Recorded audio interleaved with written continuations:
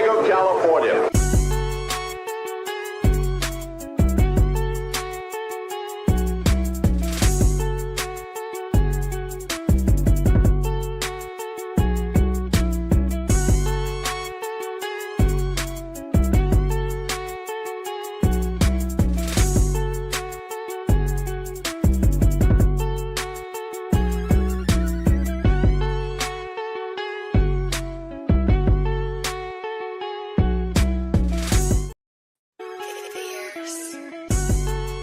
Season's greetings and welcome to Two Balls to the Mic 314. That's high. Almost, depending who you ask. Which dress code are you asked? We're back on a Monday talking some SanDiego.Futbol on the road to the World Cup 2026. And tomorrow is actually the beginning of the 2026 season for SanDiego.FC. SanDiego.FC receives Pumas de la UNAM, la Universidad Autónoma de México, is coming here to Snapdragon Stadium for the CONCACAF Champions League, essentially. Starts tomorrow. I don't think their anthem is as sick, but it is the regional equivalent to the Champions League in CONCACAF, and first iteration will be here. You were out there for training, Chiva. We're going to get some audio from Pablo Cisniega, Mike Tavares together on a dual media availability today, and preview a little bit of the Pumas SanDiego.FC match that is happening tomorrow. We got goals, caps, and great sponsored in part by the San Diego Soccer, some internationals as well. And we're going to then bring back for San Diego Wave the call of the Sirens. We're going to bring on Tanya from the Sirens, a friend of the pod. Comes in at the perfect exact time in the comments. But today she's going to be joining us on the episode. Thank you, everybody who's been so kind to us and helping us reach the goal for the World Cup 2026. Our GoFundMe is live. Here's the QR code. You can go ahead and pause that, take a screenshot. If you have an iPhone, hold it, and it'll take you to exactly where you need to go for the GoFundMe. Thank you to everybody who's helped us out on the road to that. We are actually, as of this live stream recording, the percentage is 38% to the goal, which is absolutely incredible. It's wild, actually. Thank you, everybody who's been donating for that. And I wish it was tomorrow morning, this episode, because we'd be breaking some sort of San Diego soccer news. Yeah, you're going to be there for some breaking big San Diego soccer news. Yeah, that's all that we were told. We were sent kind of just an email saying, got to be careful with emails these days. But we sent an email that just said, major San Diego soccer news happening tomorrow at Snapdragon Stadium. Please come cover it. And are we allowed to talk about kind of like what we know, what we don't know about it? We can guess. I mean, we don't know anything about it, honestly. I can confirm that it's nothing related to San Diego FC. Okay. That's something that I can confirm about tomorrow. That announcement will be at noon. Abe, you're going to be there at Snapdragon Stadium to cover that. Other than that, we really don't have any idea. We have guesses that it could be some sort of like a national team friendly right before the World Cup for preparations for certain countries. So is that kind of like what we're guessing as maybe a Manchester United thing again? I don't know. But it's not San Diego FC related. I think our first instinct was a Manchester United versus San Diego FC friendly. But it sounds like San Diego FC is not involved at all whatsoever. Man U versus Hanna Lundqvist return? Maybe Man U versus San Diego Wave. That could happen. Yeah, absolutely. Thank you for everybody who is here. George, CRL Team 7, very active on the comments with very Mikey Vadas, and I love it. My boy, you're very much critical of Mikey Vadas, and I appreciate that because at the end of the day, somebody has to. But also to play devil's advocate, Mikey hasn't given us anything to really say that he's wrong on things. Yeah, absolutely. We'll give a little bit of a recap too. Last week we spoke about the preseason match, the only on the books official, according to MLS's website, preseason match for San Diego FC, which was against the San Jose Earthquakes. So last week also, there was a preseason match on a Wednesday against Xolos at Tijuana over at Singing Hills. And yes, and so the results have been out there. It was a 2-2, but the club confirmed it with me today. Yeah, so it was 2-2. Goals by, I believe, Pedro Soma and Chris McVeigh. On the other side, Loco Abreu's son, who's just coming into it. Yeah. It wasn't the 100% full strength Xolos team because clearly they're in season. Yeah, Gil Mora wasn't there, and a lot of other starters weren't. It's crazy that Gil Mora was his again that superstar level, like 16, 17 years old. Like, he's the best player. And so what I do know of that matchup too, though, other than the goal scores, is that it was another 120 minute match. It was one game for 120 minutes. It wasn't like last week, from what my understanding. Last week against San Jose, it was 2 games, 60 minutes each. This was one 120 minute game, one big block. With some of the players and the starters starting that match, obviously, for SanDiego FC, and then transitioning to more backups, more depth players. The game ended up being 2-2, I believe, after the, what would it be? After the 90, that was still the scoreline.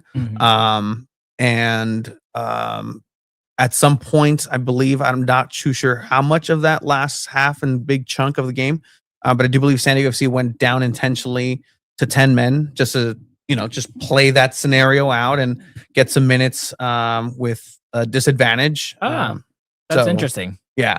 So, I mean, even if you're watching the game, other than seeing the actual play and the actual players, there's not much information that anybody else really needs other than nobody's hurt. These are some of the players that were in there, and everybody had a good time, good relationship built. Because they're trying to get their sea legs underneath them, because tomorrow is live action against team that's pretty hot right now in Liga MX. Pumas. Yeah, we're gonna get to talk about and preview that match for sure. But do we want to start with goals, gaps, and grades? Do we want to start with that? There was some pretty cool stuff happening this week, soccer related in San Diego. I know you want to talk about the Sockers. Damn right. What they did yesterday was phenomenal. So we're gonna go ahead and kickstart everything with goals, gaps, and grades.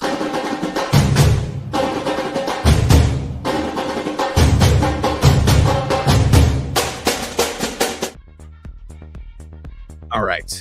Season greetings to everybody who's coming in. If you have questions, answers, comments, concerns, that's be something the World Cup for tomorrow's thing, hosting more international teams in Switzerland at the Jewish Academy. Yeah, that may definitely be happening for sure. But going to talk about SanDiego FC, San Diego Wave, San Diego. Let's go ahead. Did you send me the link? Did you put the link? I put it on the private chat. You put it on the private chat? Okay. Let's go ahead and let's start out with the goal of the week. Here we go. Ready?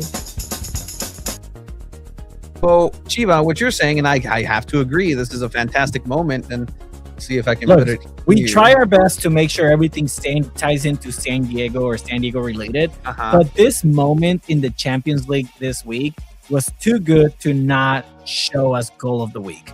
This was a moment, if you're familiar with the new Champions League format that started last season, you need a certain amount of points. It's like kind of like a season style, how to qualify, right? Benfica was playing against Real Madrid, and they were up 2-1, but they needed another goal to qualify. In their version of the CONCACAF Champions League. That's how it ties in. It's a Champions League Champions Cup. But yeah, Benfica needed another goal. They were acting like they were just wasting the time until they found out that they still need another goal. So then Mourinho, Tony, your favorite manager of all time, tells his players on a last-minute free kick, hey. Okay. It's like, hey, go up there. And sorry I couldn't send like a full screen. Like no, it's okay. But we'll be taken down for it if the goalkeeper goes up and manages to get the last-minute goal to win the game and send Benfica straight to the playoffs in the Champions League. Madrid out. I mean, they're still in. It's like a qualifying como repechaje. So technically they're still in. Technically still in. All right, I'll take that. All right, so this is where the goal and San Diego Soccers of it comes in, because Chiva, I brought this up and you're like, no, absolutely not. Blah, blah, blah, blah. I'm like, no. Hey, you watch some of this. Let me set the stage. San Diego Soccers, the most storied franchise, not only in San Diego, but in the NWSL, and this whole sport of indoor soccer has 12 players injured, out. Like they cannot be fielded. Everybody's on tired legs. They were losing 6-5. They were not supposed to win. They were not supposed to get anywhere near here.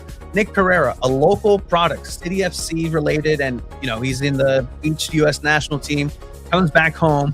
He's on his 499th point in the MASL. He already has 4 points in this game. And to go ahead and tie this game. Where did he play before this? He played at the Tacoma Stars, playing his old team that he was the general manager. He was the ticket sales guy. He was the captain. He was everything for that team. Leaves, comes back home. And this is what we are rewarded with. Not bad. Where is that one coming from? Where is that one? You need to find it. You just listening to classical music? I think so. Maybe that one? Nope. Okay. Ah. Where did it come from? Where is that sound coming from? Wonderful, Tony. All right, still there. We don't need the sound, I guess. Don't need the sound. It's still here. Yeah, we could maybe mute it. It's all good. Just imagine Craig's beautiful voice going absolutely insane here. I think I should have it now. Yep. Down to 10. The shot blocked in the middle. It was knocked away by Tacoma. 7 seconds. It's knocked in. They scored. That celebration is cold. He just goes, yep, knowing he got the 500th goal. The 500th point. 500th point in the NWSL. With 5.3 seconds left. For anyone that may not be aware of NWSL, what's a point considered? An assist and a goal. So an assist or a goal is considered a point. Gotcha. Yeah. So that happened, right? Everything is grand and it's awesome. San Diego Sockers are tired. Like, these guys are beat. Like, there's no legs left in them. There's no life in them. Then there's 5 points, whatever seconds left. The Tacoma Stars go to the other side. To win, they needed 6 2 seconds and 1. 2-1. All crosses. Tacoma scores. All goes in. However, The time was out. the time and the buzzer was out. Did they have to review that? They reviewed it, and in good old MASL fashion, because the clock was not available, they had to count. The officials had to count the seconds before the ball traveled in, which is not an efficient way to do things. But everything happens for a reason. Overtime, golden goal in indoor soccer. Gol gana, and that's it. Guess who? Once again, Nick Pereira to make it happen. Nick Pereira, Mendez scores! 5-on-1 assist to Sebastian Mendez. This dude has a broken arm. Like, Sebastian Mendez back in there. with the finish. Golden goal! Well, this is why your San Diego Sockers win the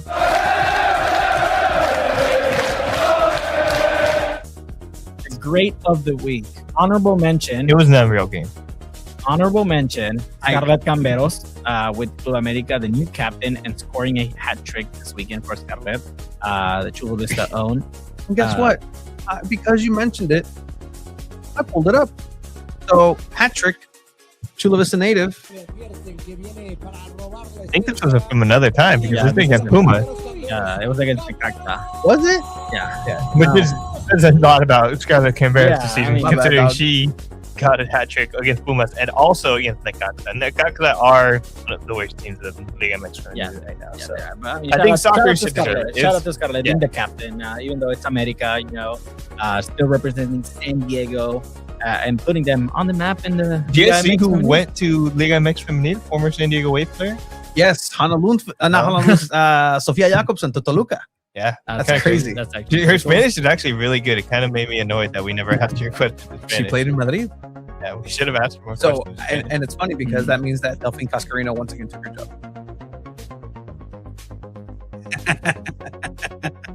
Yeah, that's what happened here. Cascarino in, Jakobsen out. She goes to London, chilling, and Cascarino comes back. She leaves, comes back to this hemisphere. Yeah, it's London City. Yeah, I think I would rather live in Mexico City than London. Not gonna lie. I'm pretty sure way better food. Probably. Tell me, if you had to choose to live in London or Mexico City, right? I mean, yeah, we have a huge connection to Mexico City. I'm sure it'd be absolutely unreal to live there. So I'm sure it's a pretty good lifeline for Liga MX Femenil right now. They're on the up and coming right now. I think they got a lot of great players. San Diego Soccer's play on Saturday once again against Utica. Get your bobblehead, Craig Child's bobblehead. This is his last season. Unfortunately, he did go down with a knee injury this last game, adding to the injury list. Hopefully, he's okay to at least suit up. But that is that leading to. You know what the gaff is? Yeah, I can send you the link to it real quick. Is it the one that I posted? Because yeah, it is. Yep. It is another European match. Did you see the same? Yeah, this time in the Italian league over in Italy in an Inter Milan match.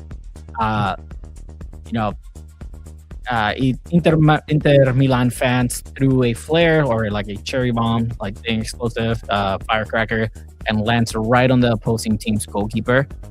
He goes down with an injury, and it's insane, because at the end of the day, like, they allow pyro and all this stuff in Europe and UEFA, but this is out of hand. Like, you see Akanji like going to the fans saying like, "What is wrong with you?" Like, Somner is like, "Nope, this is unbelievable." He used to be a goalkeeper for Milan.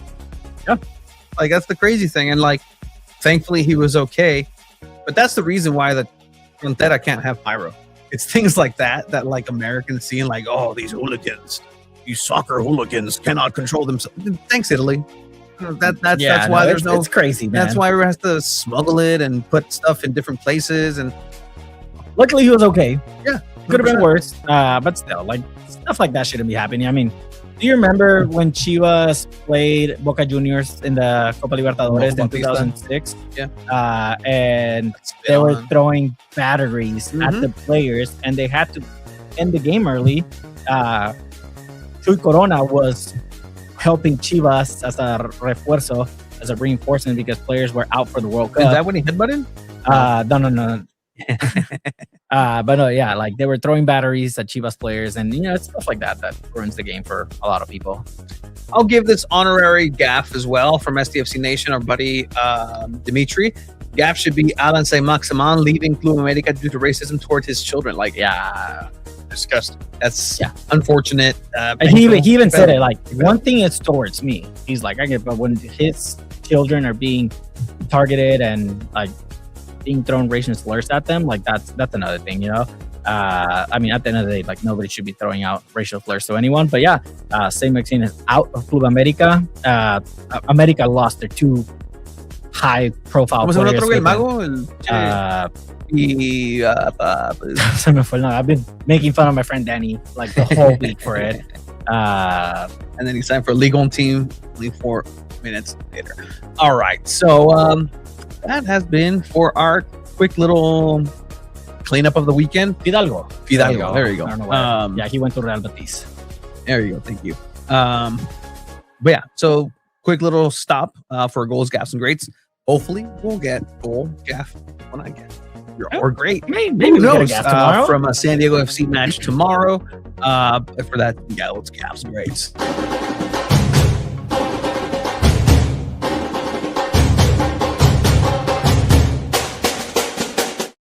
All right. Let's talk some San Diego FC, shall we? We shall.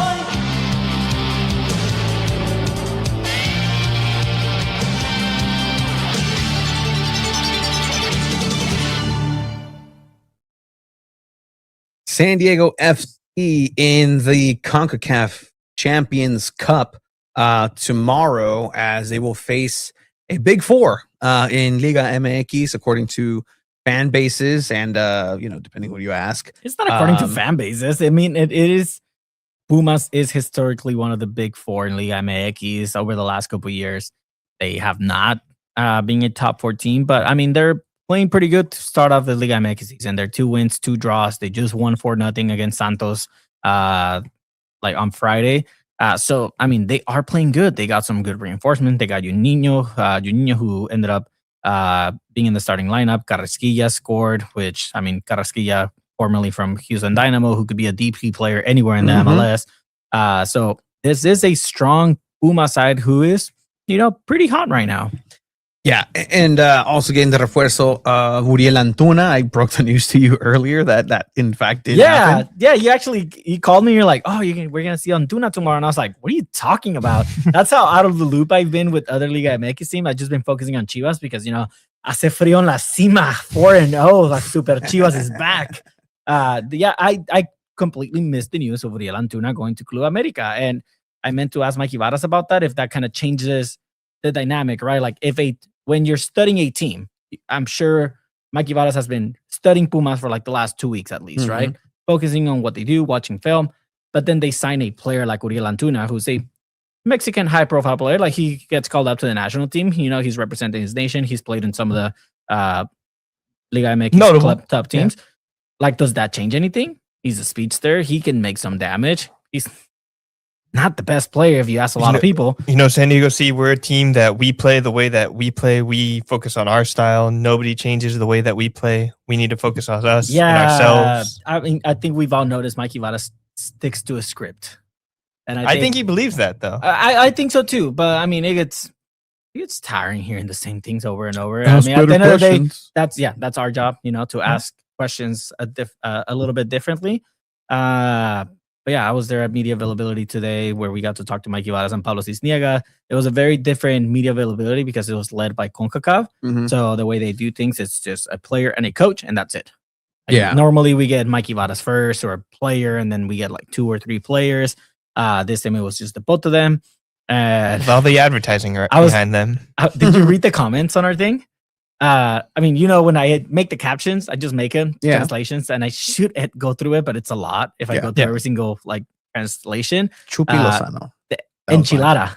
When he talked about the hinchada, it's the greatest hinchada in North America. It said enchilada. He might not be Frontera SanDiego, you're the greatest enchilada in North America. The whole enchilada.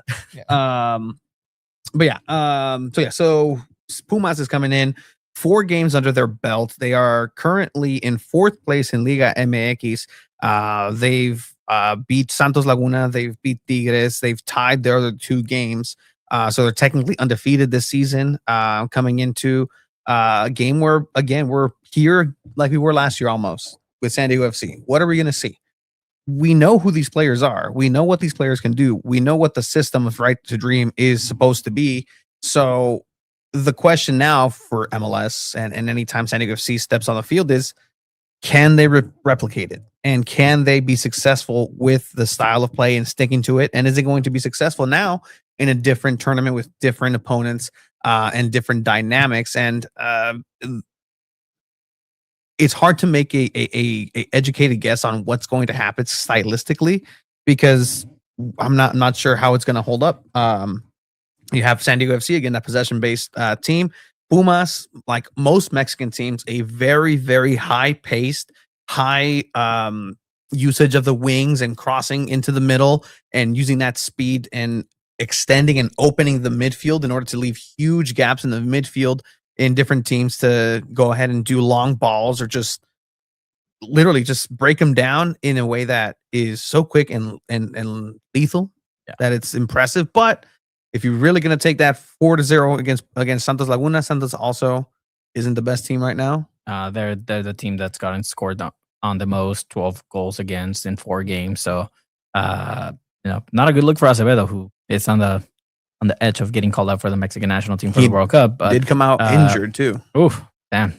And then here, Carrasquilla is probably one of their players to watch. Coco Carrasquilla actually had one of his best games ever at Snapdragon Stadium. I don't know if you guys remember that. Against the U.S. men's national team. Won the golden ball. To advance in the Gold Cup. And I think he's even scored one of the penalty kicks as well in that penalty shootout. So he will definitely be a major player to watch. He has experience also with facing MLS competition. I'm sure he's been having conversations with his Pumas teammates about that. I was honestly really surprised when he left the league itself because he was just such a huge part of that Houston team, and he's like such a great player. Obviously, he's probably getting paid a lot more in Pumas, but I think it'll be fun to watch him again too. He's also like just kind of like short too. It's always fun when like short players like that are just like really, really dominant. But that's who I'm most looking forward to see. Also, probably Caleb Navas. Yeah. I mean, there was a save in this game. I don't know if you guys saw it, but it was with his legs. No, he like jumped up and like it was coming straight at it. little bit above him, but a just 3-time Champions League winner, you know. yeah. Like, But just you're still just like, whoa! It's still really really cool to see. I mean, Keylor Navas is technically still the best CONCACAF player. Maybe not the best anymore, but at one point was the best CONCACAF player as a goalkeeper. You know, that says a lot. This guy's just a legend, and I am excited to see him against SanDiego FC. And you know, maybe SanDiego FC has to like circle that, right? I mean, they've faced Hugo Lloris, they face high caliber players in the MLS, but you know, none of those players are 3-time Champions League winners. And as you see another goal here by Carrasquilla, who took a shot long range, the poorly, defended and goal kept there, but you have to take the shots, and they were feeling themselves this night. He got himself a brace, his third goal in the league in Liga MX this season.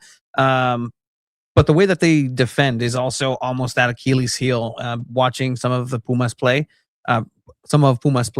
is they don't need the ball to defend, and they don't want the ball. They'll let you have your space, and they almost, what Efrain Juarez, the coach for Pumas, likes to do is almost set traps on the field, and they're like booby traps where he'll give you the space to come in, and by the time you realize that you have the space, you're in the space, you look left, you look right, there's none of your teammates, and you're being triangulated by 3 defenders, and one will go out and the other 2 are just kind of passive through there, but in that you just kind of make the mistake and give the ball up, and that's what Santos was doing here. And that's been a Achilles heel of SanDiego FC. It's just too much space, too much time to think about things, and the fast counterattack here, which I think is going to be a even bigger issue considering how little the team has played so far this season. Obviously, it's preseason, their first game of like the year of their like 2026 campaign. It's gonna be tough when the team's coming at you on that counterattack, just like pushing, and they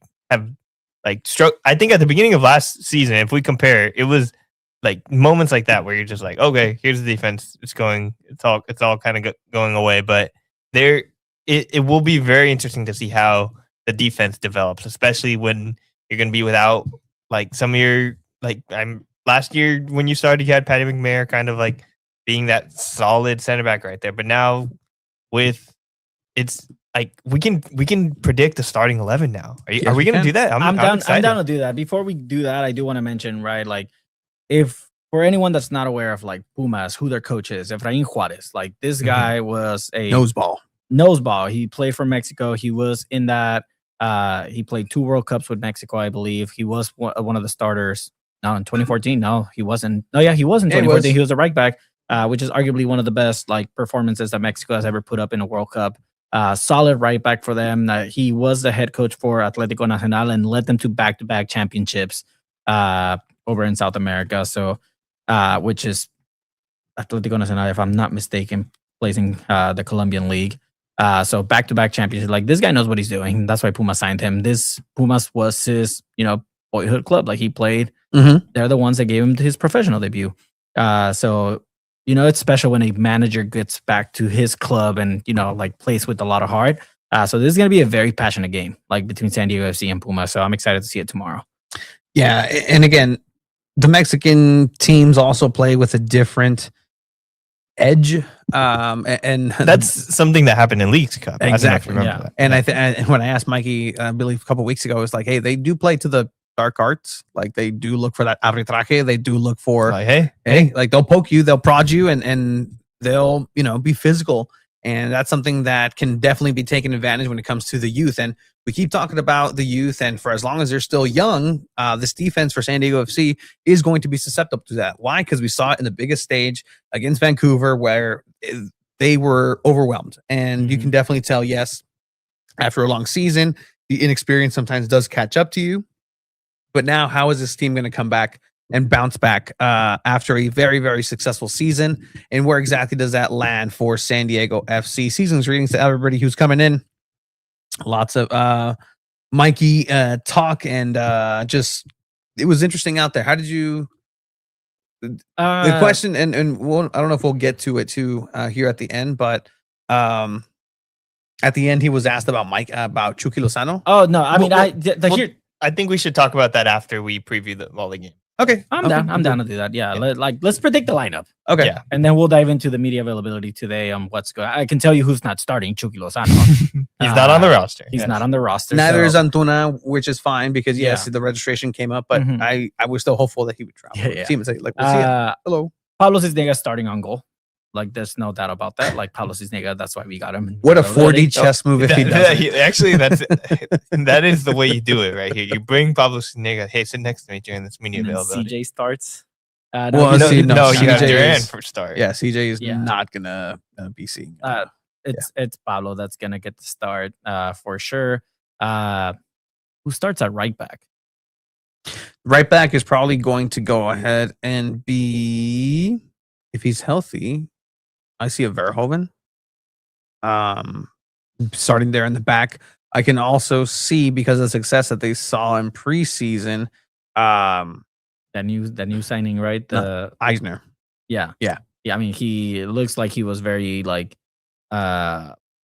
he performed well during the preseason matches. I don't know if that's enough to give him a start so far, but Probably not, but The right back it should be position is- Verhoeven. I mean, Pilcher. the right needs to be right eased back in. position has definitely been the toughest one to fill in for SanDiego FC because of so many injuries, because of so many it just requires a lot from that player. Luca Bombino on the left back is a no-brainer. Like, he's going to start. And you need a player like that. But yeah, I think Pilcher gets to start at right back. Yeah, I would agree. I was thinking Pilcher as well. Even though we saw him probably play his worst match he's ever played in that last Vancouver game, I think with a full off season with some time to truly think about that, I think I would trust him in that spot because that's something Mikey would do as well. Like, knowing you're having a big moment, to put that confidence back into Pilcher is something that I think would be really important for this. No, Reyes is not back. He's expected back after the World Cup, for sure. Hey, are you guys excited to cover the new season of The Wave? Yeah, absolutely. We'll talk about my That'll be NWSL later. media day availability that I spoke with some of the players. It's interesting to hear what they had to say about the season. I like that. All right, so we talk about right back. Let's move to center back. Center back is obviously going to be, I think we all would agree, Chris McVeigh, Maladua. Yeah, those are going to be the two center backs for sure. And yeah, I mean, Chris McVeigh, that's certainly earned and probably the most underrated player last season for sure.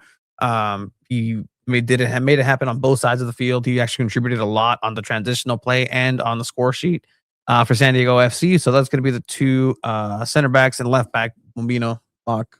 Yeah, There's no better solution for the left back position in the San Diego area. What's also interesting too is last year during the beginning of the season, Mikey used basically every sub during the games. So the starting 11 could not be as important as we might expect, considering maybe in the 60th minute he does a complete overhaul, switches some things up, tries to protect minutes and stuff, especially because it's the beginning of the season. Maybe they're not completely 100% fit and able to play a full 90. So even if someone's starting in the center back, maybe that's, let's give it a switch. Maybe something's not clicking. You have a striker that could be potentially moved. That's definitely a real possibility I think we have to consider for this match. Yeah, no, absolutely. But again, this is the team that did play the back to back same lineup in playoffs and redlined a lot of those players. And yeah, sure, there wasn't a lot of options in the back at that point, but maybe I can see that happening. Oswald I don't think he'll be starting, if maybe seeing minutes towards the end. He can fight for a starting spot though. He's definitely during that the season. style. Yeah, And if he does, if he sees minutes tomorrow, that should tell you a lot about what the intentions are, maybe how good he is, or maybe how unhappy Mikey is. Because one of the yes, sorry, I just thought of. Do we see Kumaro getting a start maybe over Pilcher?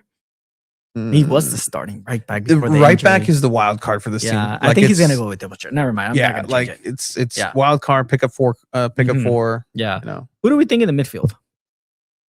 I think this one's pretty obvious to me. You got Yepes Ferskov, Anibal Godoy, and Oni Valakari. Ding. Yeah. I think the front three is also very predictable. Really? You got Anders Stryer. That's for sure. And Amal Pellegrino. Yes. Because from what we've been told, and is that both of you have never, have you ever seen a just a healthy baby after it's born. Like, wow, like strong. Like, there's not a healthier human being, whether baby form, adult form, child form, elder person. There's not a healthier human being than Marcus Invarson, according to Mikey Vadas. He couldn't be healthier. He is as healthy can be coming into the season. So that should be his starting position. That should be all him for the entire season. So what we have we not been told that? I mean, I guess exactly. I would not be surprised if maybe we see Lewis Morgan to start. I don't think he starts. I don't think so. I would be surprised if I see Morgan starting, but I mean, then again, he is the new number 9. Did you guys see what number Tomas Angel has now? No, what number? Number 39. Yeah. Yeah, he's number 39. I haven't seen it officially on him. I'm just looking at the CONCACAF roster, which has the numbers of the players, and that says 39 for Tomas Angel. Yes, we do know it's not a friendly game, not unlimited for sure. Would you guys be surprised if Alex Mighton got a start? Yes. I'd be surprised. I'd be like, wow, shocked. I think he'll sub on. I could see that. Yeah. Morgan off the bench, maybe. But yeah. On the other side, I mean, it might be too that Pumas just says, you know what? Sure, we're touted as a 3-time champions of the CONCACAF Champions League and everything, but do you really care about this tournament? No, they do. They do. Do you think they care about the tournament? Do you think you'll see a strong starting lineup here? Yes, I think Liga MX, especially right now, are taking any chance they play MLS teams as seriously as ever because MLS is taking over the kings of CONCACAF, and I think Liga MX are fighting everything they got to like make sure that they still let MLS teams know that who's in charge. So I think Pumas will set their strongest line. There's, I mean, that's why on their schedule they also played on Friday to get enough rest to travel to San Diego. So I do think they put up a solid lineup. Can we? I know we want to talk about like this is getting ahead of ourselves, but it's San Diego. They beat Pumas. They face Toluca next, which is one step at a time. I know. But I'm like, home and away. Yeah. Let's just say Toluca is back-to-back champions. That would be very tough to beat. Pumas is also going to be very challenging to beat, especially kind of with the track record that we've seen with SDFC with Liga MX teams. But we'll see what happens tomorrow. Esteban, I think you can manage SanDiego.FC at this point. Just the predictability of some of these, but again, I can definitely see that. Pedro Soma is definitely someone to circle. That's Mikey was my player very of the season. Yeah, Pedro Soma could start tomorrow. I know only because who did he start over? Godoy? Godoy. No, because Godoy is the poster child for SanDiego.FC. Have you seen the promos from CONCACAF? And they're like, Carrasquilla versus Godoy. Yeah, it's the Panama against Panama. I think we got to stop worrying about who the poster childs of which teams are. Because if you go by the poster child, if you look at any bus here in San Diego, you'd see somebody who's not even on the team anymore. No, if you see at MLS ads, they are throwing Chucky merch at people's face still. Yeah. Well, they're trying to get rid of it now. Yeah. Buy one, get 3 off or 3 free. All right, let's talk about the media availability today, Tony, because you wanted to touch base on Chucky Lozano. Mikey Vadas got asked towards the end of it. And I will say this before we watch some of it. Mm-hmm. Last season, we saw they stick to a script, right? When asked about a topic, which happened to be again about Chucky Lozano again. And what was the script? We're handling internally, and that's all we heard. Like, this matter is being handled internally. Now, the script is we're worried and we're working with the players that are in our roster. And that's all we're going to get when asked about Chucky Lozano. Alejandro Guzman from TJ Sports asked it towards Pablo, and Mikey said, no, I got both the questions. Like, I'm going to answer both of them. So that just kind of tells you where the club stands with Lozano. Like, it's nothing new. But yeah, that's anytime they ask about Chucky Lozano, expect that answer. We're worried about the players that were currently in our roster. You want me to play it? If you want to play it, yeah. All right, put those Spanish. If you're watching, it's translated into English. So we always recommend listening to watch.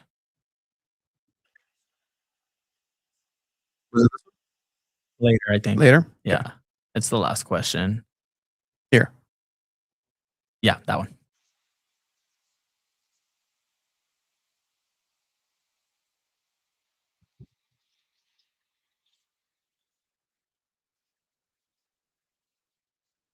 So he's getting asked, hey, like you are now Pablo Cisniega, the standard bearer of Mexicans for SanDiego FC with a departure from the roster of Chucky Lozano. I think that's a pretty fair question. Yeah. Yeah, like, I agree. That's not even asking about like anything really to do with Lozano. It's mostly just about like you're the Mexican representation on this team. What does that mean to you? I think that's like an important like question that I'm sure Pablo would be willing to answer.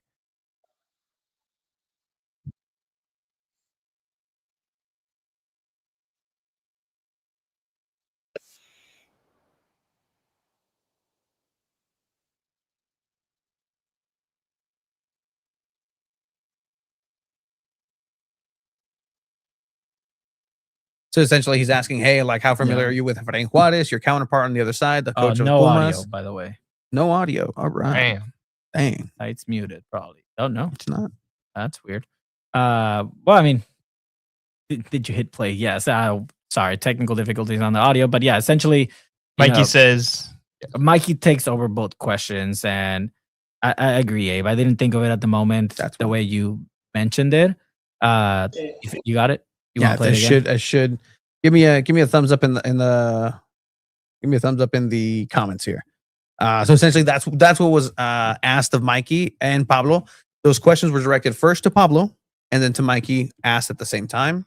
Puedes estar al pendiente de lo que hacen a lo mejor algunos otros colegas tuyos que llaman la atención su trabajo. Gracias. Sí, yo puedo tomar las dos preguntas. Efraín es un gran entrenador. And he said, I can go ahead and take both questions. Yeah. So, I mean, going back to what Abe said, like, it is a valid question asking, hey, like, you're the Mexican representation of this team. I see people in the comments and people commenting on this video. It's like, this guy's barely Mexican. At the end of the day, I don't care if he's barely Mexican or whatever. He represents Mexico. And you know, he is the only Mexican representation in this club now because Chucky Lozano is not part of the sporting plans. And to be honest, looking back at it with the perspective that Abe just put out, that is kind of messed up for Mikey Varas to not give Pablo Cisniega a chance to speak on that. Yeah, no. Let's see what exactly Mikey Varas said in respects to that. Entrenador y muestra que tiene mucha calidad. Y sí, siempre seguimos el estilo del entrenador porque esto usualmente brilla mucho en el equipo. Y segundo, nosotros acá estamos enfocados con los jugadores que tenemos en el plantel y con quien contamos. Los chicos están totalmente enfocados en ganar el partido y los partidos que vienen. Y nada más. Essentially, there he's saying, yes, we do pay attention to what the coaches of the opposing teams have done and traditionally line up, because that tells you a lot about the team that's going to be incoming in terms of Lozano. Didn't mention Lozano, parentheses Lozano. He says that, well, we're going to focus on the players that are part of our lineup and part of the group that we have here that are sporting plans, and the guys that are here are perfectly committed in order to go ahead and make sure that they come out with the victory tomorrow. And that's it. Yeah, I see a comment. What about Alvarado? Alvarado, I think if he had the choice, I mean, that's a fair question to ask him. Hey, who would you like to represent? Mexican national team or the U.S. men's national team? And then Mikey would come in and be like, let me take that from you. And also, Pablo Cisniega was born in Mexico City and played for Chivas. He's about as Mexican as you can get. Someone asked him after, reporter from CBS, I believe it's CBS. I was like, was Pumas your childhood club? And it's like, oh, no. I support Chivas. How dare you? And I was like, good job protecting the identity of that reporter to me, actually. From you? Yes. Whoa, that was a good knuckle crack. But yeah, all right. So let's go ahead and go back to the beginning. And this is some of the comments after you asked them. What's the haps, guys? Ladies and gentlemen, thank you for joining us. We're joined by head coach Mikey Varas and goalkeeper Pablo Cisniega. We'll take room first, and then we'll go to Zoom. Starting off in person, take it away. Mikey, if you can just start off with game day tomorrow, back to reality, right? Playing a game with the team. How do you feel preseason has gone, and just how does the team look for tomorrow? Yeah, we're really excited. Sorry. normally Tony's there and he takes the first question. So I always feel very awkward taking the first question. But, there was like 3 seconds of like, take it away. Like they never pointed at someone to start it.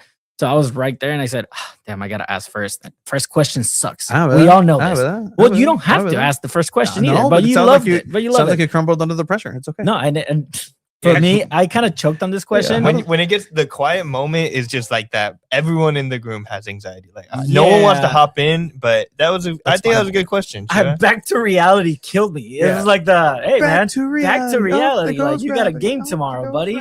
But I mean, obviously we had a short break, a short preseason, so it's a massive challenge to be ready for this moment.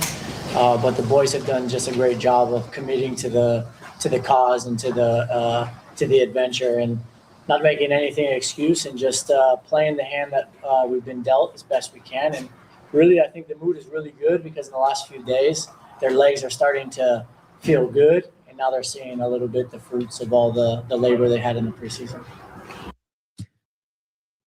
Starting to come back. The legs are starting to come back. This is technically preseason. They should be gearing up, or should have geared up this week for Coachella Valley Invitational, which is very, very lax, which is very, kind of. No, some teams take it pretty seriously, honestly. So just the performance wise, they have to take it seriously because you're playing against real competition and real MLS teams that you're going to be facing for the rest of the year. So when you do see these players, like they played Portland out there, I'm sure when SanDiego played for Portland like 10 times at the end of the season, they also thought back to that first February Coachella game and the first time that they shared a field together. So the Coachella is important. These preseason games are important, and I think this is going to be like a really memorable moment in San Diego FC's history. Yeah, I think at the end of the day, right, looking back last year when it was their first game ever, who was it against? Galaxy. No. Coachella, New York City FC lost 3-1. Yeah, Mikey said, hey, like, we got to run more. Like, these guys are like not match fit still. I wonder if that's the same thing now, right? I don't think that should be the excuse. Mikey hasn't said that. These guys should be ready to go. Like, at the end of the day, like, it's not more of like these guys don't know each other. Like, especially if we get the starting lineup right, it's the same lineup as the last game they played. Yeah. So those guys should know how to play with each other. Those guys should be able to like play. Oh, maybe not in Varston, but switching for Corey Baird. But again, and then no a healthy Marcus and Varston is, the best thing after sliced bread. That sounds kind of crazy to start a whole new season and not include any of your new players. No, because they're not ready. No, because they're not in. They don't know the system, right? You have to acclimate them into the system. You have to kind of beat them into it. And to go back to the Coachella Valley Invitational last year, I remember the day that they got there for their first game against New York City FC, where they lost 3-1. It was hell week for preseason for them. Mm-hmm. And the Friday before, from what I was told from the club and club official, is that the night before they redlined all their players. Like, they just exhausted them. They played them and they conditioned them all the way to exhaustion. So when they came into that game, they were on super heavy legs already. But again, is that what's happened this season? Are they more easing things back in? I feel like that's more of an SDFC thing. Like, every other club in the world, when you get like one of, like, if say Lewis Morgan, like, say like that's the best signing they had in the offseason, right? Which, I mean, arguably it is. You sometimes, if you're getting a new number 9, that's usually like you have to start him. So now I'm kind of second guessing, like, will they start Lewis Morgan? And you go back to other teams, right, worldwide, like they sign a top player that's going to be eventually a starter. Like, they start off the bat.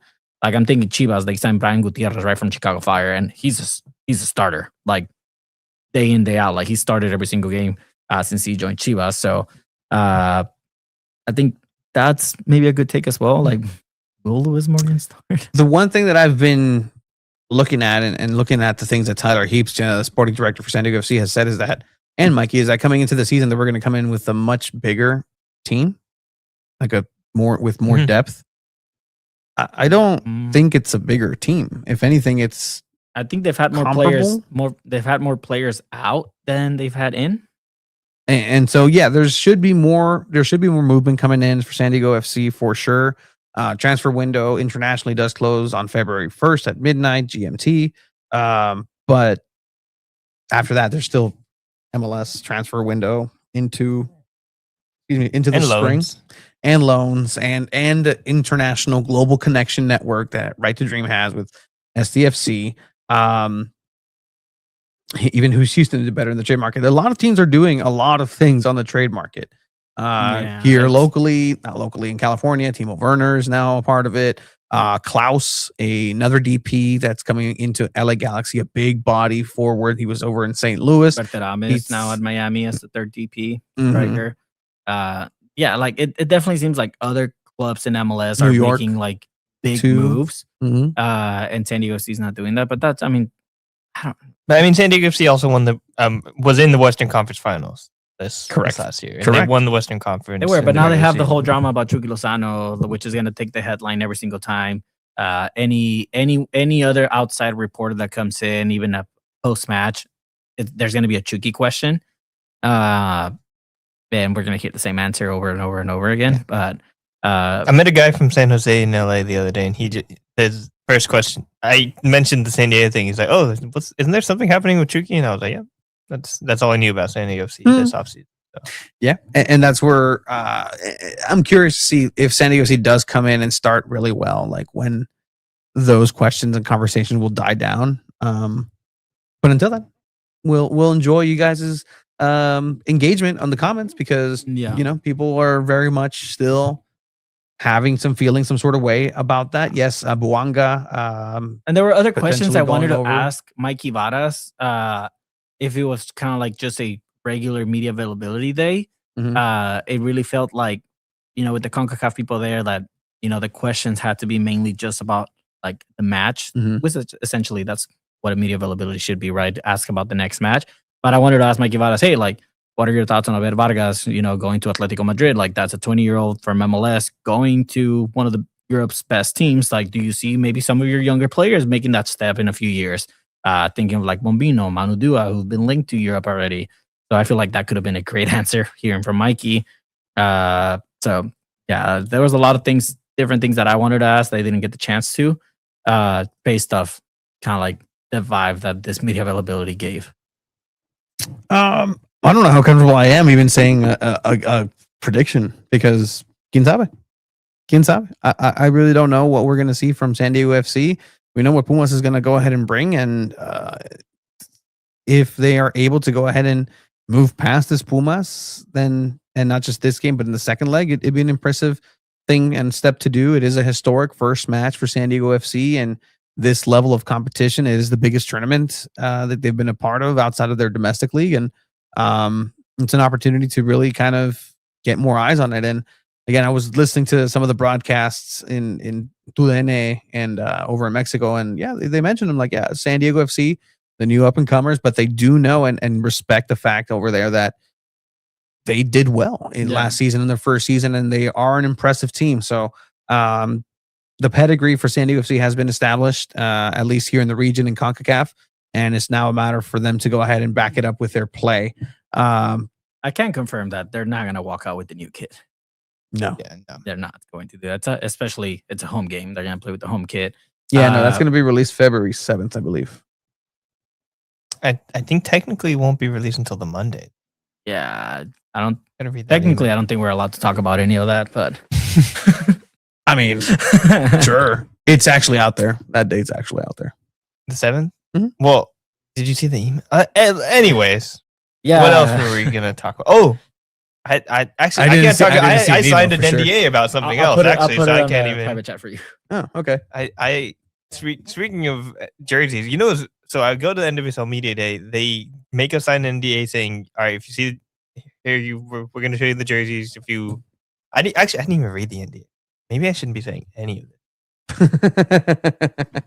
it. For sure. It's an invite only. Okay.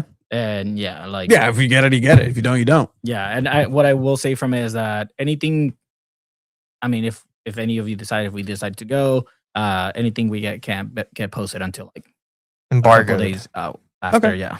That's fair. But I'm sure people. I mean, if other people are invited, I'm sure, Stuff is gonna especially get leaked fans are anyways, invited. Stuff I mean, is gonna get leaked either way. So that's where I got that information from. It's just the general public. yeah, It's no, it's out in the ether. That's I think it might be like a season ticket, like Oh. event maybe. it's a something premium. like it that. would be Yeah. a premium person. Yeah, media I got don't know what they call invited. Yeah, it's I don't know what it is. Yeah, so I think season ticket members like got the invite. But yeah, like it's an event. They're gonna release like the new kid, but again, we as media can't post anything about it from that event, interviews, pictures of it until the following Monday. Tan feos han de estar. Hmm? Tan feos han de estar. I think so. Just like, no. I'm not sure if I'll be able to go. I don't know about you guys. Literally, this is I don't know. the first time I'm hearing about this. It's so- on you're Saturday. usually on top of all the emails. Yeah, That's funny, 100%. yeah. That one Super Bowl's slipped through on the cracks. Sunday. I don't know. It's on a Sunday? It's The a Super February. Bowl's on Sunday. It's the day. It's a Saturday before the Super. Well, that's why I Yeah. don't pay attention. I have the San Diego Sockers that are playing Utica at Smart Way Arena. So So, that on rules Sunday? you out. yeah, Be not- Saturday or Sunday. Saturday. So Or that Sunday rules you Super out Bowl. for that event. Yeah. I'll see if I can go. If I can make it. Come on. I have a dentist appointment on Tuesday next week. I got my Sentry, guys. Hey! That's a big deal. Everyone That's awesome. congratulate That's Tony. the great of the week. Dude, Woo! Tony Sanchez got Ya his levantaron los Sentry. tacos macizo. No, it's I'm excited. Taco Tuesday, I about have to to go off. activate the thing. Ooh, mañana? No, We because got I have the to, I game have to go tomorrow. to the game. Ah man, your Damn. Mexicali like trips coming back are smoother now. I bet. No, because now I have to take people. Because I was the only one on my girls' like whole thing in Mexicali because I don't have Mexicali people, but they'd make me walk because they all have had Sentry. Oh, and you like, love walking, don't you? not in 120-degree Yeah, heat no, I in bet now. Mexicali Yeah, yeah. at night. Yeah, that sucks. With all those zancudos and the mosquitoes in that pueblo bicicletero, that Yeah. absolute just backwater city of the capital of Baja California. You know which city is nice? Tecate. Okay, Tecate's no, nice. Tecate is not that bad. it's worse. But yeah, all right. Anything else for San Diego FC tomorrow? Obviously, it's going to be a big day. Everybody's excited to go and sold out supporter section. Yeah, it's an exciting game. It'll It's be a good. big deal. We'll see. How many people? It's a Tuesday night still. It's also the first one. like Tuesdays coming. Announced 28,000, I bet. Okay. That's what I think. Man, Esteban says I don't 2-2. know if I'm even down to do a prediction for So this. that's 1-1. So even 2-2, 1-1. That's a score. That is an away goal for the away team, which is It's away Pumas. goals. Yeah, that's so dumb. I hate away goals. Even Champions League did them. Like, no, Yeah. it's equally as hard to score. And like, it's so stupid explaining it. Technically, it's like a goal and a half. Hablando de Zancudo. I'm gonna go with You a. can. Here. Did you kill? No, I didn't get it. I'm gonna go with a 3-1 win for Pumas. Whoa. Big. Nah. Never mind. It's gonna be a 1-1 game. A 1-1 Copycat. game. All right. Yeah. Wow. Copying the prediction champ here, I see. Hey, are you gonna walk? Hey, are you gonna surf? Yeah, 100%. I thought it was the regular season. That's when he's walking. Yeah, no, not Yeah. this time. Not tomorrow. Yeah, for sure. Okay, cool. You just got to give me a date for that It's the when you surf. Okay, I'll give you a date, July 16th. Oh, Why don't we do it the day first San Diego Wave game, March 14th? At something 3-4. It's Pi Day. It's a nice surfing Maybe day. get some pie.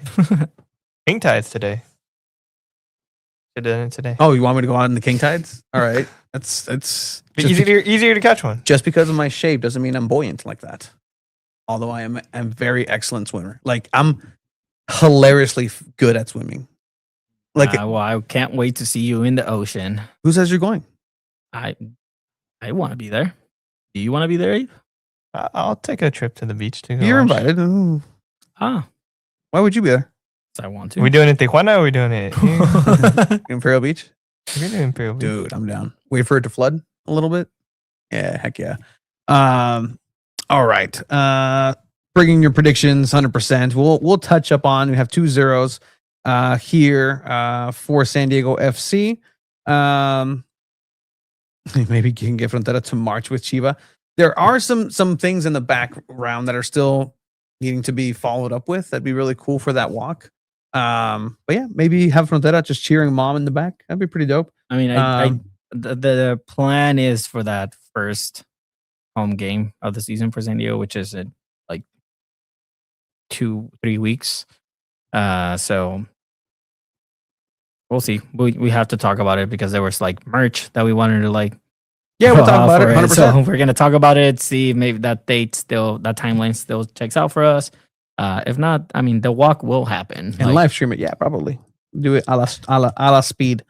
All right, that's gonna be it for for San Diego FC. You may be able to touch on it after some San Diego Wave talk.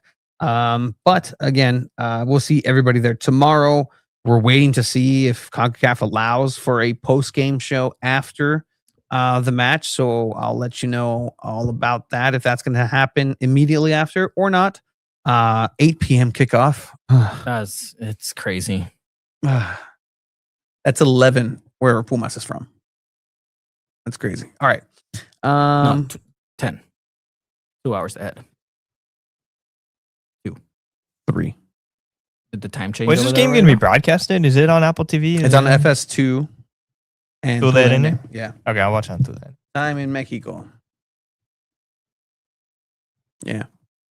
You're right. Yeah. That was wrong. I'm okay. Okay, let's talk some San Diego Wave. Let's do it.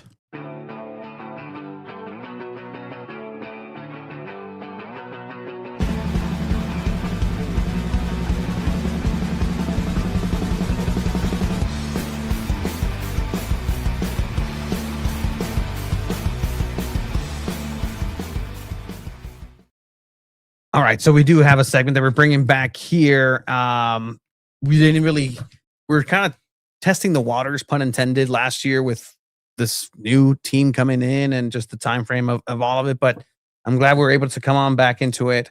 One of our favorites in the comments usually comes in at the nick of time, especially when talking about. I don't know how she does. But. It's incredibly impressive. It's actually incredibly impressive.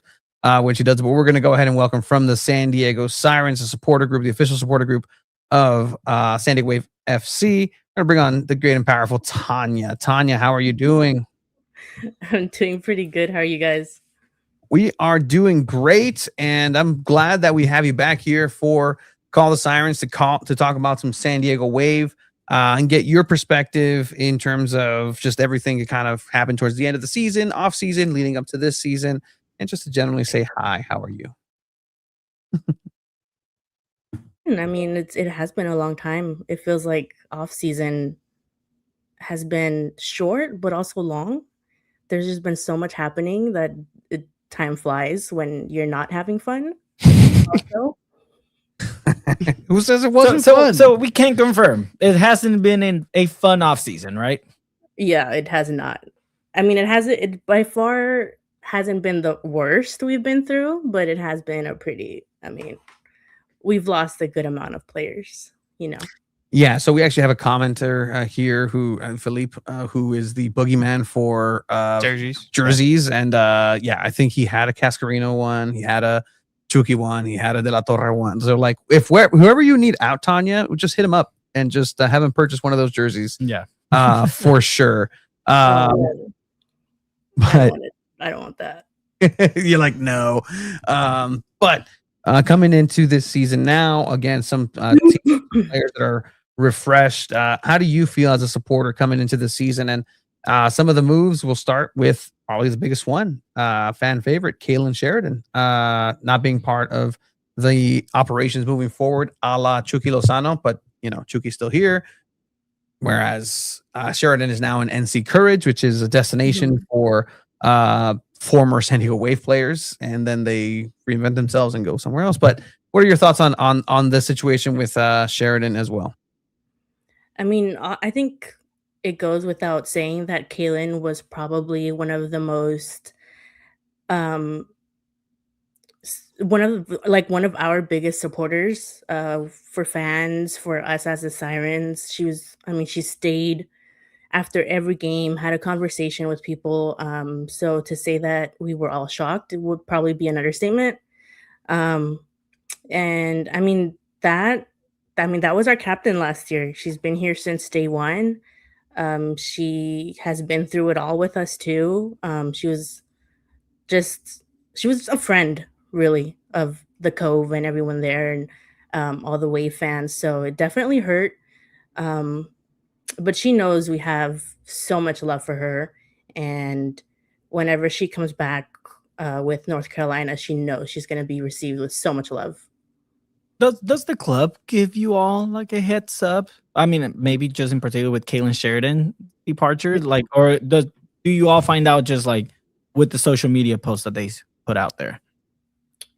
We find out with the social media posts. Yeah.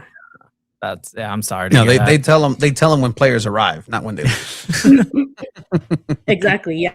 They tell us when they're coming, but yeah, this one we were blindsided just like everyone else. But you know, a heads up would have been really cool, just so that we can mentally prepare and then, you know, talk to our people, our members once, you know, the news comes out. But yeah, it sucked. It sucks. Yeah, no, I mean, Abe. Oh, yeah. I was kind of curious now, like you, with so many players leaving, you do have some additions. I mean, Ludmila, what are your thoughts on some of the additions that the Wave have made? I'm excited for it. I know, you know, there's been a lot of exits, but also Ludmila coming in, Luisa, the new goalkeeper. I've heard a lot of good things about her. Obviously, they played in the World Sevens against her, I think. I don't know if they played against her or she was in the tournament, but I'm excited to see what they can do for the club, the spark that they can bring. So, you know, regardless of everything that happens, we're still going to be here supporting San Diego Wave, the crest, and the players that are on the field representing us. So I'm excited for it. See what it'll bring. Are you enjoying Jonas ball? I think so. I am. I mean, we've had a good amount of goals last year. More goals than the previous year. Yeah. Yeah. So it's been fun to watch the goals go in. Yeah, I think I am. I'm a fan. He's turned it around. I agree with you. I mean, I think last season, I mean, you both, I mean, I'm you since you always watch like our segments of San Diego Wave. I was always a believer of San Diego Wave last season, thinking they would be top 3 at the end of the season. That didn't kind of pan out, but they were competitive. And at one point, they were one of the best 3 teams in the NWSL. So what do you think for this upcoming season? Based on the roster they have right now, are you as optimistic as you were last season like me? Or are you more hesitant now where maybe they'll make playoffs? Like maybe they can compete? I think, you know, I will give you that, Chiva. You've always been like on the right side of history. Unlike these two over here, they've been hating a little bit. They've been hating a little bit. Yeah, I know. I like data. So I like to say after, and yeah, Abe, he's their guy. Like he was brought out the spade, and but he was kind of spot on though. They ended up finishing around that. He was like right. that spot. But I mean, what do you think for this year? Like playoffs for sure. I think we make playoffs. I think with seeing what Ludmila did with Chicago, and like that team was not great.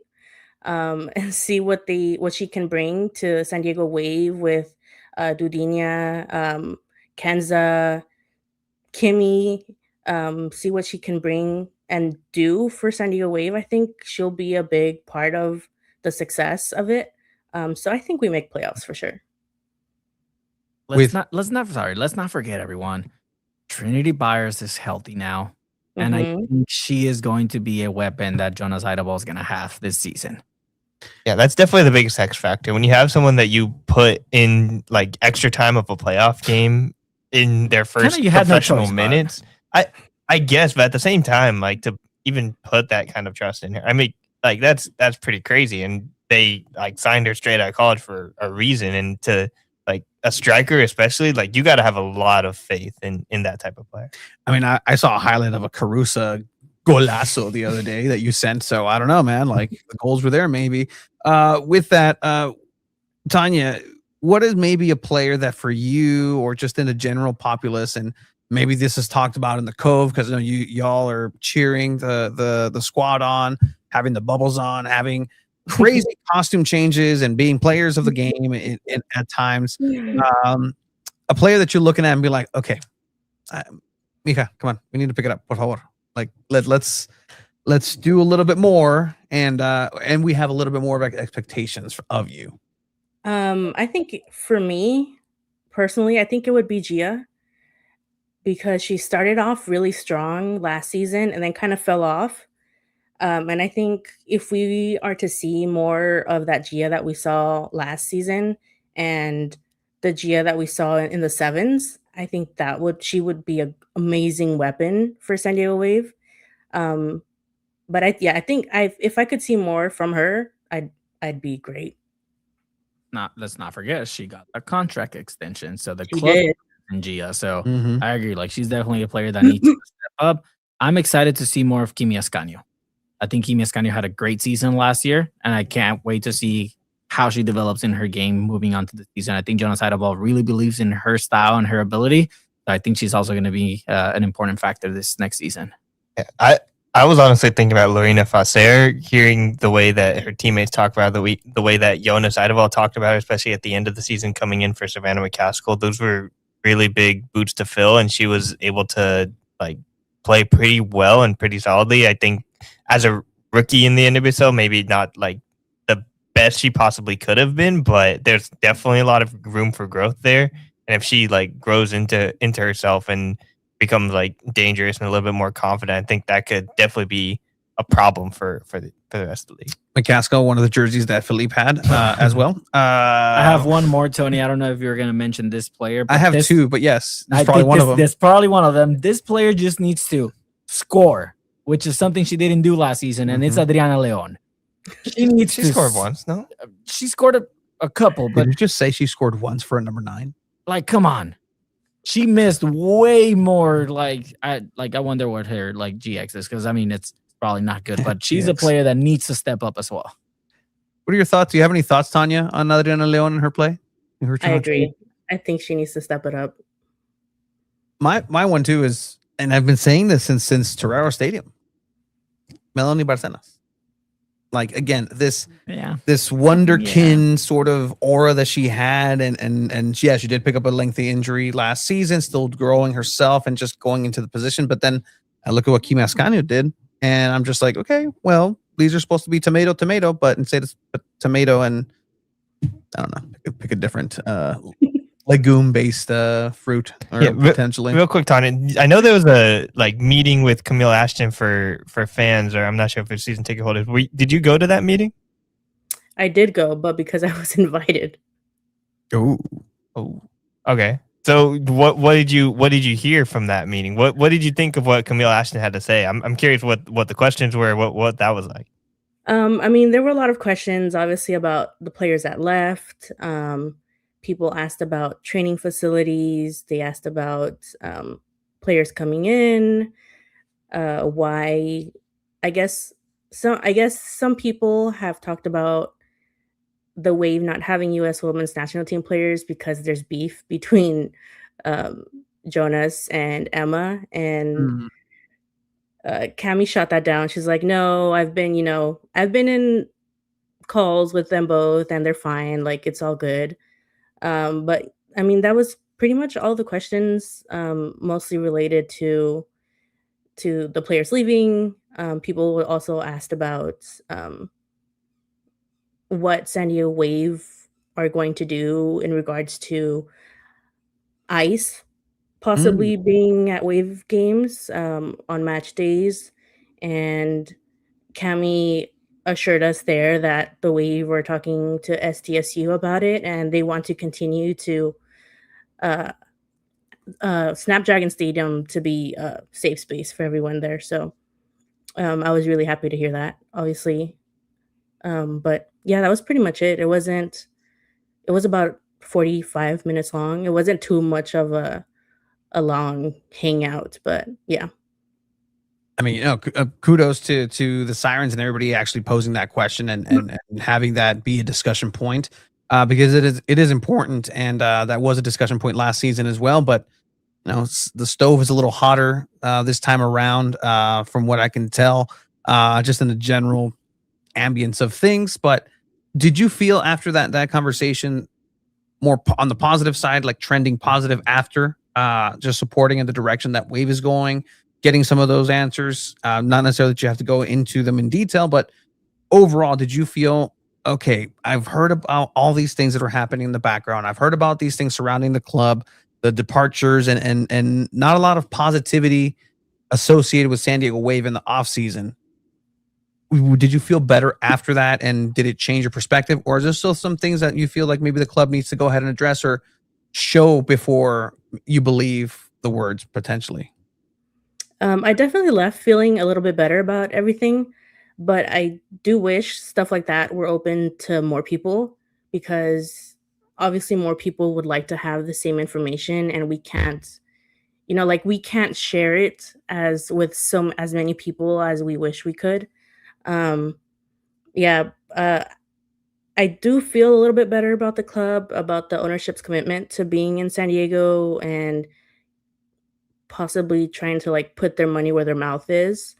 So I hope that they follow through with a training facility for the club, just like all these other teams are already getting. Expansion clubs are already coming in with that in mind. So I hope that we can get out of the surf complex and into our own thing. Yeah, I mean, that Denver team is looking stacked. I think they leaked accidentally that they are getting the former Juventus goalkeeper. Yeah. And put him on They're the scary. too. Yeah. They're scary. It's looking like Wave when they were coming in, right? Like that roster construction, you were like, okay, Alex Morgan, who's she going to play with? And then you're like, ooh, Sofia Jakobsen. All right, who's now with, we were talking about it earlier, Toluca. With Toluca, yeah. It's incredible. Yeah, I think I'm looking at Boston bringing in the Terrenator. It's gonna be it's gonna be a big deal this NWSL season. And then also about Denver, what I keep forgetting is like Lindsay Heaps is coming in the middle of the season for them. Mm-hmm. So like as a like trade addition that's gonna be nuts in itself. Also, have you seen the new kits, by the way? Are you allowed to talk about that, Tanya? Did you have to sign an NDA like I did? I haven't seen them. I wish I have, because like if we go from like the Del Sol kit that was like kind of iconic to something that's trash, I don't know if I'll spend my money on that. It seems like you know something which you do because you signed an NDA, but I need to like I'm the know. So they made me sign me NDA. They said, okay, all the kids are gonna be available to see. I was like, okay, it's cool. Like I guess we'll see it and not say anything about it. And then we go into like the thing, and I did not see a single kit that entire trip. They even had some of the players in like big, huge like coats because they were walking around the hotel and they couldn't like show them. But yeah, I didn't see a single kit. I don't even know if I'm allowed to say I signed an NDA, but like I didn't see anything, so I really can't like say. It's kind of annoying, even. But yeah, I was trying to get something out of Tanya, see if she knew something about it. But I wish. I really wish. That's gonna be. I think all the Wave jerseys are pretty good, though. What do you think? They have been pretty good. I've really loved them. I loved Altamar last year. A lot of people were kind of iffy about them, but I really loved them. Yeah, it's a great one. I hope last year around like mid-February we started seeing like the little leaks. So hopefully it happens again and we get a little peek before they go on sale, because that'll be like the make it or break it. Either I'm spending a ton of money or I'm saving some money.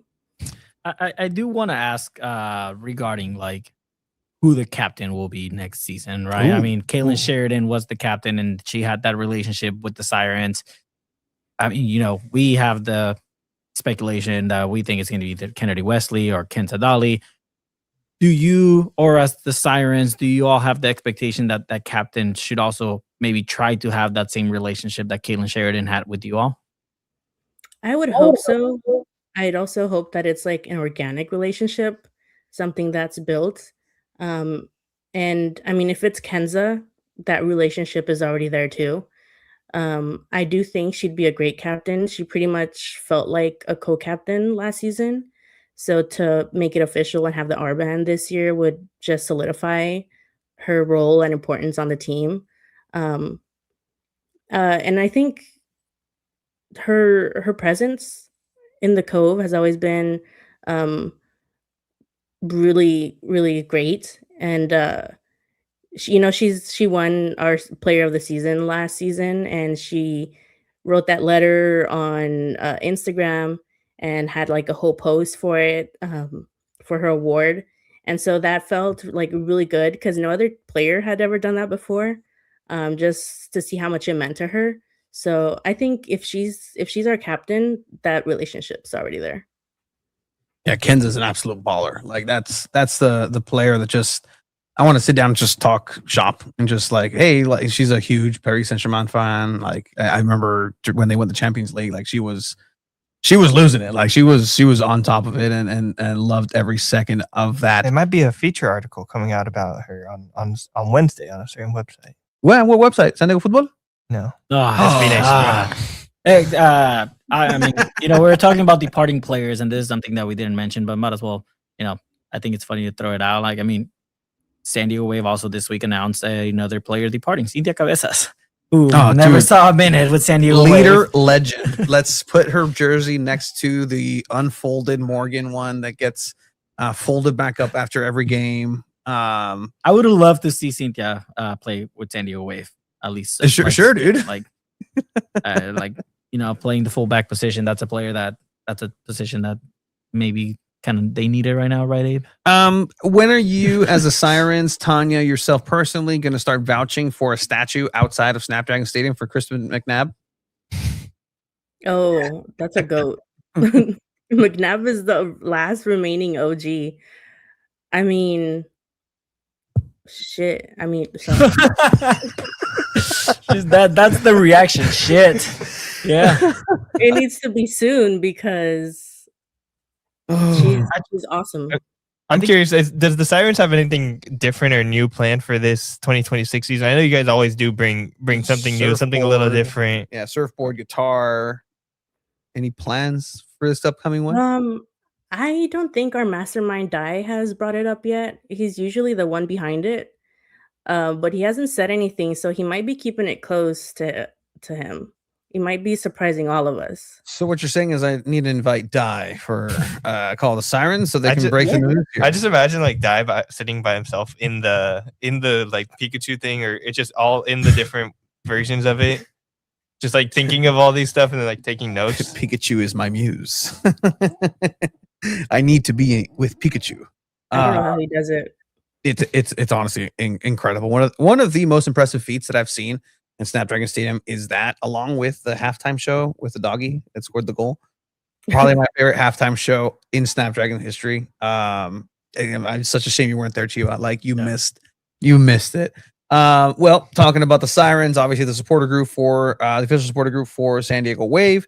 Memberships have come out. If you want to maybe just chat a little bit about what's coming up for the San Diego Sirens and how they can get involved, the people here, because I know there's people eager to know more about how to support an independent group. More importantly, somebody who loves the city of San Diego and its soccer very, very passionately. Yeah, I mean, our membership just launched yesterday on Sunday. And you can get either an Epic or a Mythic membership. The Epic one includes the scarf, stickers, access to the Discord, and all the good stuff. The Mythic includes the same stuff. It's free, so you don't have to pay to be a Siren. But if you want the scarf, obviously you won't get it unless you get the Epic. But also, if you get the Epic membership, $1 goes back to the NWSL PA and also to the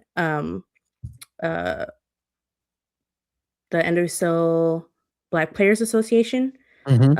Yeah, so those are two that we love supporting. So you're making a difference for us, helping us get more TIFOs up, banners, all the good stuff, drum repairs. So it pays for a lot. We try to do a lot. There's a lot that I'm hoping we can get more involved in the community this year. Set up little events in the off season or during breaks. So it'll be a good year for us. I think there's a lot that is going to be coming up. There's the YMCA campaign cup with you guys that's coming up, and then the there is. I remember Tanya, you almost scored a banger last year. Do you remember that? I do remember, and I'm so sad. It went off the top post. I don't know if you remember that, Tony. Were you on Tanya's team? I think I was resting on the bench at that point, but I remember that. I will say this just to talk a little bit about that because I'm kind of spearheading the campaign cup over at my new branch at the Ryan YMCA in Point Loma. Yeah, you took it. Sorry. The theme for this annual campaign at the YMCA is making waves. No, it's not. It's Waves of Impact. Get it right. Waves of Impact. The YMCA at Ryan is also throwing an event called Making Waves with our aquatics team. But I'm going to send you a picture of the trophy that I'm going to buy for the campaign cup, Tanya. It's actually freaking sick. Do you have it now? I don't have it now. I got to get it from our aquatics director because she kind of threw it at me and said, please buy this because she also wants to have it in her office. Trophy. No, it's from one of our community members. He has a business where he 3D prints trophies. And that's awesome. I'm going to talk to him and buy it for our campaign cup. But yeah, I'm Start going to send more info. Getting ready. It's going to be a fun one. Sadly, our field is not Wave sponsored, unfortunately, like the Marty one, but it's going to be a fun one. It's in a very nice area, very central to a lot of people. Point Loma. That's where that is, the Ryan Family YMCA. But no, incredible stuff. Again, go to SanDiego.Sirens.com/membership. Sign up for the Epic membership. Sign up for, if you can't, if not able, go ahead and sign up for the free Mythic membership.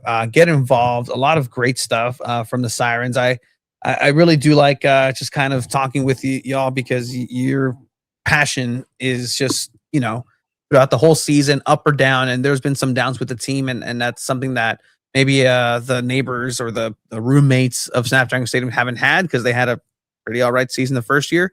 But just kudos for the group because as the season went on last season, it's the most engagement that I've seen outside of the Cove during games from the general crowd. And it's really cool that everybody's been able to recognize that. And in a time where, honestly, people need to go watch Wave games and they need to go to the Cove, get involved as well, but just be there because this team sold out Snapdragon Stadium with 33,000+, right? And they can still do that, but it's a matter of Wave doing their part and putting a good product on the field. Before I let you go, Tanya, is there anything else for San Diego, Wave, the Sirens that you want to go ahead and mention / bring up?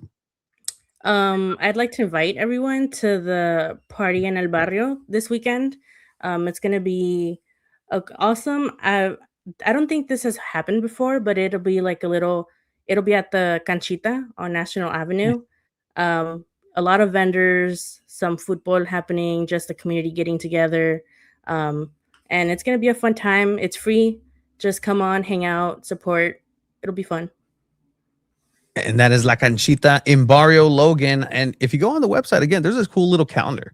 It's an event calendar, and it has all the different things that are being planned throughout the year. So it's a great resource. Check it out. SanDiego.Sirens.com. Get your membership. Check out the songs. Check out the store, support, and everything you can for that. Tanya, for San Diego Wave, what is the one thing that you would ask of them for the season that you want to see? Sign a striker. I love that. See, I am a regular consumer. I don't know if you guys know this of the Siren Song, which is a fantastic podcast between Tanya and Sarah, another member of the Sirens.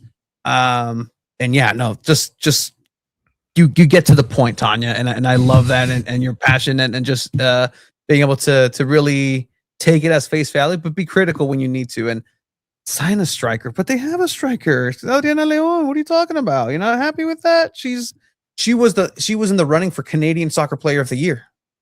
Not Caitlin Sheridan. Damn, Chief. Hey, that's your guy. That's Mr. Top 3. Hey, I mean, at the end of the day, Just rubbing salt in the wound. This is a good question from Lynn. Is Tanya, because you did this last year, I remember, and your phone overheated. Is Tanya going to live stream the Coachella again? Is that in the plans? Is that in the? She did. She was Instagram live. Yeah. That's how I watched. I was there. Were you there? You could have helped. Yeah, I was hiding in the corner and taking notes on Chiamaka, who I thought was going to be the next big thing at the time because she was really good in that game. She was. I do plan on live streaming the first game. I don't know if I'll be there for the second, but someone else that has access to the Sirens account can do it. So we do plan on having that because they don't ever televise this stuff. And the one time that they didn't televise the actual game. Ugh. What did they televise? It was just like punditry? It was like they had the game in the background, like on the corner, and then they were just having interviews the whole time. Like that made no sense. That's weird. Bomb atrocious. Okay, well, good. Hopefully we can get some good footage, and we're counting on you, Tanya. Abe will also be there for the I believe so, yes. Coachella Valley 15th. Invitational. Mm-hmm. So yeah, link up. Maybe you can do a commentary. Oh, maybe. That'd be funny. I might be able to live That stream. didn't sound convincing. Oh, maybe. Hey, I gotta be taking notes. I don't know, dude. They have me with the new job. They have me like doing stuff. I might like be getting paid to like talk about Portland or something. I don't know. There's some stuff happening in the works. So I gotta figure out what my all coverage about the is. money now. Yeah, Abe sold out. Corporate guys. Abe. Okay, Abe. Sorry. I have a feature coming out on Kenza Dali on Wednesday, so you guys can look forward to that. I asked her a lot about the off season, what she thinks about some of the moves, how she views leadership. She talked about her love of the game. It was really interesting conversation. It's gonna be a fun little interview that's popping out. It's not out yet. I have a feature with Kenza Dali coming out on Tuesday. Everybody, of course. Love it, Tanya. Thank you for coming on. Where can people get involved with the Sirens outside of their website? Super active on socials. You can go to Instagram, SD Sirens.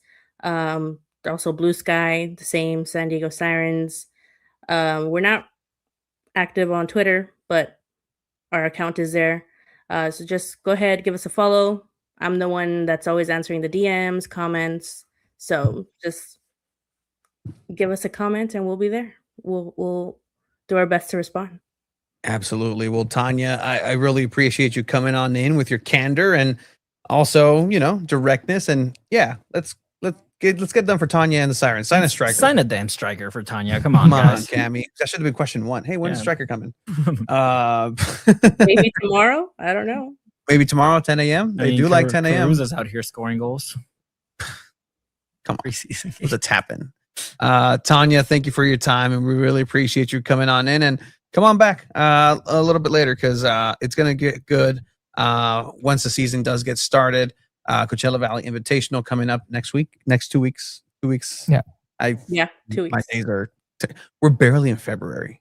Like we were in 95-degree heat the other day, like in January. It's crazy. Anyway, Tanya, thank you for your time, and we really appreciate it. And we'll see you out there, out in the community and at Snapdragon.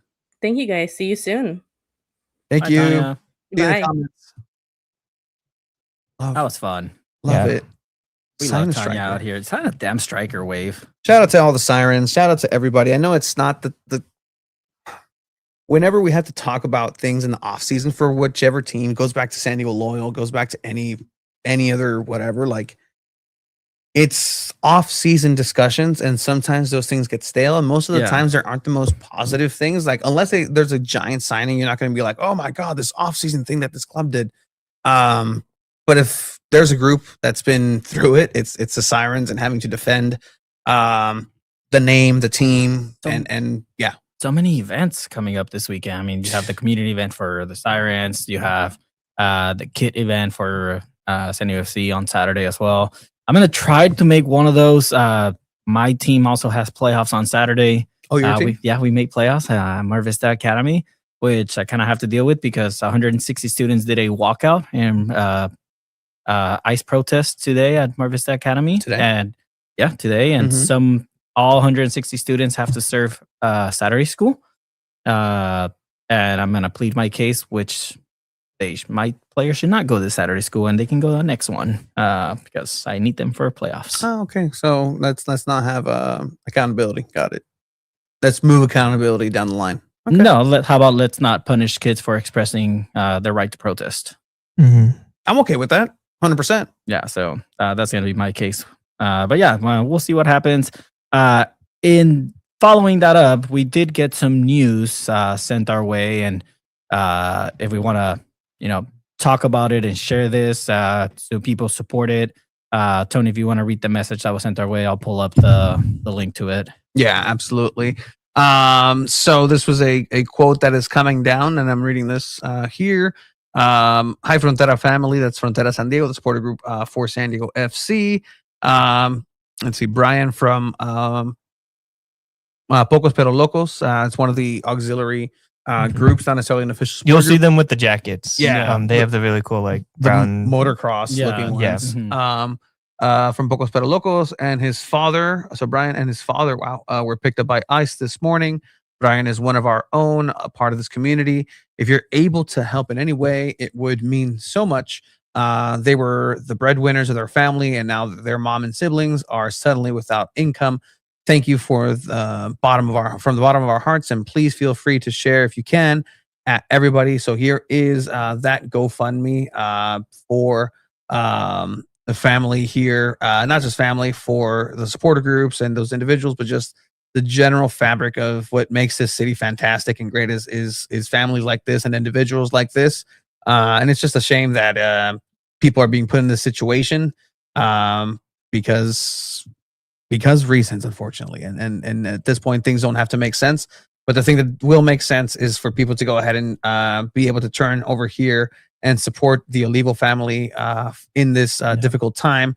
Chiva. Yeah, no, it's such bullshit that people have to go through this, and fuck ICE and anyone that supports that, like fuck you, quite literally. I don't care. And yeah, no, it's a shame that is happening, and that's something that could happen at sporting events, San Diego FC games, San Diego Wave games this season, where ICE agents can patrol there and try to pick up people there, and it's horrible. And yeah, no, it's a shame that is happening, and please share and support this family. If you're able to donate, if you can't donate, just share this. Share it. Share it in your social media just to get some funds there to help them. On the GoFundMe says, it's to hire a lawyer, to buy groceries. Mom is left now to take care of 4 on her own. And, living in San Diego, doesn't matter where you live, it's hard, especially without the people, that work and provide that income for you. So share it, put the message out there. If you can't donate, share it. And if you can't donate, donate. Yeah. And again, this is a relative, you heard Tanya bring it up to San Diego Wave officials and Camille Ashton in that call between the supporter group and the club. I know last year there was a big question in terms of will San Diego FC also follow suit, just because, in the court of public opinion, San Diego FC has not always been on the right side of history, just in terms of being not to use a wrestling term, a heel, and just take the easy road and just be a friend. I remember when things were heating up, they decided to go ahead and bring the Border Patrol to do the color guard when it did get as intense as it was getting last year, which again, sure. And people are defending our nation. Sure. I'll acquiesce to that. But they also did say that they're not going to be cooperating with federal law enforcement, with ICE.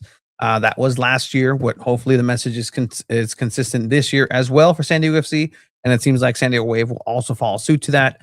But again, at the end of the day, these are 2 private entities on a rented facility that is taxpayer funded by the state.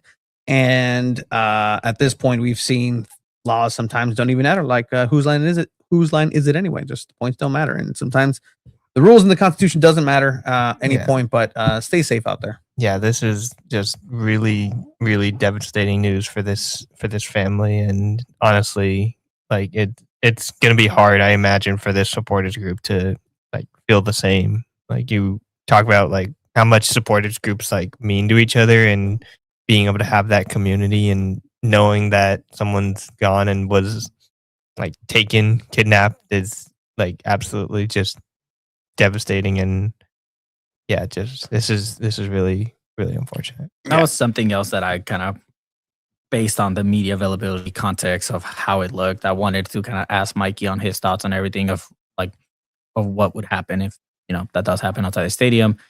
Just to hear from the head coach, which, I mean, I feel like that could have been important. But again, the vibe of that press conference didn't kind of like allow that. But I mean, stay safe out there if you are going tomorrow. Hopefully nothing like that happens. And I mean, if it does happen, then, stand up for what's right. But also be safe. Yeah. Gotta fight for your right to party sometimes. And sometimes you gotta fight for your right to party against the federal government. But yes, once again, that is the GoFundMe. Check the link out right here. And hopefully we won't have to bring this up with anybody else close to home, because we all know somebody who's being affected by this at this point, locally, regionally. But it is unfortunately the 2026 version of where we're at here as a society. Early February. Yeah. Isn't that crazy? We're just barely in February. And January felt like years. Yeah. But in any case, in terms of soccer, in terms of the game, nothing much that we can necessarily transition into from that. Do we expect the field to be in good condition? Last time we saw it, it was motocross or monster truck. I'm not sure. I think it'll probably be grown in somewhat, but I don't think it'll be 100%. I don't think it gets to 100% until it's like had some time to like truly take. So there might be that issue that they have to deal with. But as far as the weather goes, it's been beautiful around here. So Tyler Heap was out there today and just chatting up with some people and mentioned that the field was going to be good. So good, not great. Good, but I mean, good considering that last game, when I see highlights of it, it's just those lines. Like the Chucky Lozano goal is the lines on there are very visible. But hey, we'll have some actual soccer to talk about from then on out. Anything else or anything? Anything else for the NWSL media day? You went up there. So you mentioned everyone getting quiet. I had a moment where I actually asked a question to Trinity Rodman. It really threw me off. I was like, kind of like right in the middle of the scrum thing, and like everyone got quiet for a second. I don't know, and they kind of all stopped asking questions, and I was like, you know what, I'm gonna hop in here. But it was kind of a lame question. It was basically about she's from Southern California, I think, went to like San Juan Capistrano High School. And Olympics, we were in LA. I was feeling very like Olympics patriotic, like, oh, this is gonna be cool. The Olympics are here in LA. So I asked like what that meant there to play in Southern California. But so you put a good answer. You'll be able to see it on All for 11's YouTube channel once we post that. I think probably tomorrow. But yeah, I talked with a lot of players. If you want to know the team, what team do you think I'm most interested in now after talking with basically every team? Are you? Is it one of the new expansion teams? It's no. not. Oh. Seattle. No. I unfortunately did not get to talk to Mia Fischel. I was having a longer conversation with Kansas Valley. It is not Gotham. Gotham are in Spain right now, so we didn't talk to anybody from Gotham. It was Houston Dash, surprisingly.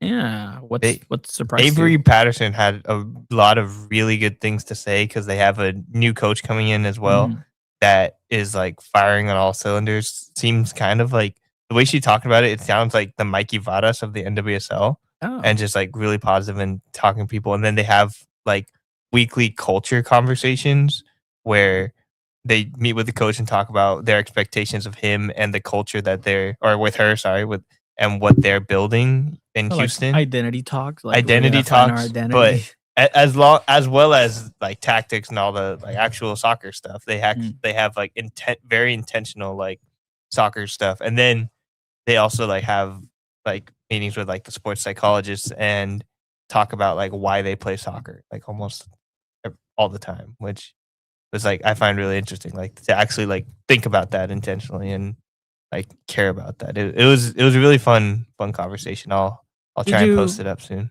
Did you talk to any media, maybe from Boston or Denver, like covering their new? There was one team? Boston reporter there that from like a website. She managed to get her way out there. It was pretty cool. She's they're pretty solid on the team. They're still like, it's a lot of just like, what is all this? I think it's probably a little bit less excitement than what we experienced here in San Diego. There's a lot of excitement for when the wave came in. I think a lot of that had to do with, they had a pretty cool logo. Like their crest kind of sucks. It does, and I think a lot of the Boston people, you gotta like, especially when you're a sports town like Boston, that was a lot of things that they mentioned and talked about too. Like Boston's a real sports town. You got to start winning championships before like they'll truly care about you. Especially when you're like brand new like that. Like you got the Patriots, you got the Celtics, you got like Patriots in the Super Bowl right now. How much attention can you really give to Boston? Like, hey, two balls in a mic 5 years ago would have been all about the Super Bowl right now. Yeah, that's exactly what we were doing. We were talking like, oh, this and this, like prop bets. Those are fun. No, like, will it be heads or will it be tails? Danny DeVito or Drew Luck are gonna get a ring. Hey, did you see this? I know you guys don't. I mean, maybe you, but you guys don't watch Jeopardy. I do. Just active. When it pops on, I will always be distracted by it. I won't watch it. I won't seek it out. But if it pops on, I'm like, oh, did you see the category that they had about soccer the other day? Was it like the MLS one or something? Oh, are we playing it for us? Yes, oh, okay. We are. All right, let's do it. All right. So, I've seen it. So, and I actually got. So you'll be the Alex Trebek or. All right. Ken Jennings. Sorry. Yes. Thank you. Major League Soccer. Major League Soccer. Major League Soccer for 800. All right. Ooh. Like its NFL counterpart, MLS's New England Revolution plays its home games at this stadium in Foxborough. What is Gillette Stadium? Brace. What is Gillette? Yes. Yeah. Okay. Yeah. You got to buzz in first. I buzzed in. Once he buzzed in. No, but you got to buzz in as soon as the question finishes. That's when the buzzers actually light up. So okay. It's this technique. Okay. All right. Cool. Major League Soccer for 1,000. Of the 3 Canadian teams in the league, this one is based farthest west. That was you. Because he did it here. And go for it. Has to be in the form of a question. 5, what is 4, Vancouver? 2. What is Vancouver Whitecap? Ben? Who are the Whitecaps? Correct, Vancouver. I'll give it to you. I'll give it to you. Vancouver. Okay, cool. I'll give it to you. Major League Soccer for 6. For scoring a league-leading 23 goals during the 2024 season, Christia Benteke was a shoo-in for this award. Golden Boot? What is the Golden Boot? You're right. I would have given it to you, but you... MLS for 4. This squad in the nation's capital won the first MLS Cup in 1996 and has won 3 more since. Cameron. I'll give it to Chiva. I didn't bust. I was trying to think of the name. Go for it. What is the Chicago Fire? No. DC United. What is DC United? Right. Major League Soccer for 200. His arrival to play with the LA Galaxy in 2007 significantly boosted the league's visibility. That was Abe. Bryce. Who is Beckham? It is. David Beckham. Hey, funny. Thanks for That's watching. the easiest category ever. I'm sorry. Maybe if you don't know MLS at all, but we know. I'm still learning MLS. We know ball. DC United. Damn. I still won though. Yeah, you did. I like that. We should do more of that. We used to do more games here. Okay. We used to do a lot more games. You want to do a game? Did it say the nation's capital? My bad. I didn't even. I just thought I was all my head was thinking first team, and Chicago was first expansion team to win. So. Yeah. Gets the. Oh, I'm not good at these. There's a lot of new players out here. There was a moment at the NWSL media day where like 4 players were all sitting at tables, and it was dark in the room, and I was like, which players are which? I'm not sure. They all look very different without their jerseys on, and a lot of women's soccer players have their hair tied up as well. So it's like I've never seen these people with these kind of like haircuts or stuff like that, and I'm just like, man, I have no idea who these players. I'll tell you this. But then when I figured it out, I was like, okay, I actually know what's happening, and I can ask the question.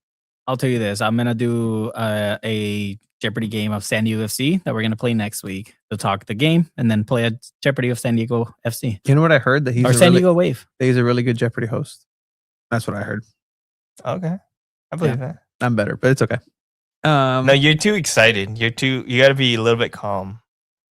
Chiva can bring that calm. I'm sorry. Did you medal in academic league and academic decathlon. Exactly. You're too excited about it. You're too like you like the thing that Alex Trebek and Ken have is like, hey, this is fun, but we're calm here. This is Jeopardy. This isn't any other game show. We're going crazy. Blah blah blah. Blah. It's not. Blah, blah, blah. No, you gotta be chill about it. And Chiba has that little calm. You're gonna love Tracy Reeves from New York is in the Order of the Blessed Saint Scully the Enigmatic. What on earth is that? Yes, well, it's some people would call it an internet cult. We prefer to think of it as a cyber abbey devoted to the wisdom of the character of Dana Scully from The X-Files. I see. The brothers and sisters in Saint Scully. I made one brief appearance on that series I years and years ago, and people still ask me about that. Oh, believe me, the sisters will want to know all about my time on Jeopardy and what Alex is really like. Okay, good. I'm gonna Hold on. Hi. French for ham from Rochester. Had a pygmy goat in college. did. Why? For the cuteness factor. Well, there are a lot of other things that are cute. How about a little cat? I had a little cat, and one time my But the little goat ate goat it. ate a chunk of her fur. She didn't enjoy that. No. Billy also enjoyed eating a lot of things, like a 3-wick candle, an entire bag of Hershey Kisses, and unfortunately, he met his demise by eating a bag of Quick-Crete. Wait a minute. Was it a 60-pound or an 80-pound bag? Because Alex, you're being insensitive. That's the edge that I have and I would have for this. I'm gonna put people on Jeopardy Labs. A website where you can create your own Jeopardy games. So it's really fun. And yeah, you can create it about anything. And it's absolutely free. If you want to add photos and all that, then you can pay for it, but it's pretty cool. We're just sharing cool websites. Mine's favorite's freerice.com, and it's a trivia game. And then if you get the questions correctly, you donate 10 grains of rice. That's pretty cool. Yeah, that's pretty cool. And you can choose different things. What's this one? Exaggeration means overstatement. And then the little plate fills. And then you just keep donating. That's pretty cool. Yeah. You know any cool websites, Abe? Not lately, no, unfortunately. I've not been great at doing websites and stuff. I've been trying to be more analog, like working on notebooks and stuff. Oh, what an old soul. But then I've also been looking at some websites like the Department of Justice and looking through some stuff. Did you want to know the Jose Mourinho thing? Before we started rolling, I'm like, I really hope Jose's not on there because clearly Ron Burkle's on there. Mm-hmm. There's a lot of NWSL ties. Gotham. Not a lot. There's the Gotham tie, technically. Some is already a lot. That's too much, I would say. How much you got? Mm-hmm. Yeah. And Tony said, if Jose Mourinho is on there, I will be very upset. And the verdict is? And I just searched up Mourinho's name and it does pop up. However, it is just an email that was sent to them to the main man, Jeff Epstein. And if we say that, I think we get Jeff? like demonetized.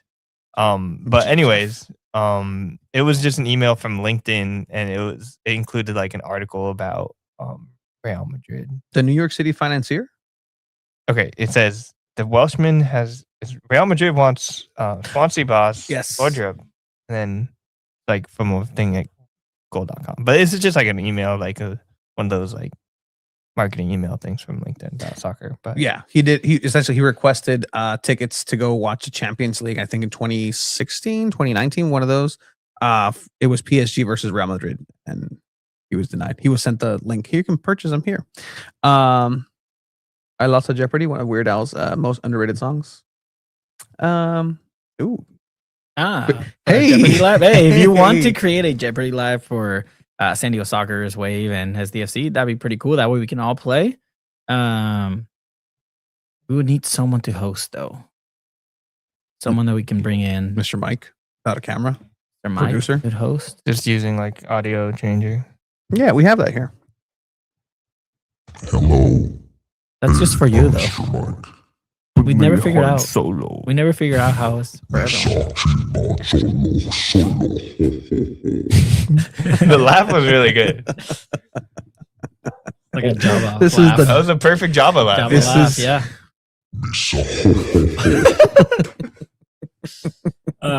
This is the dumbest show.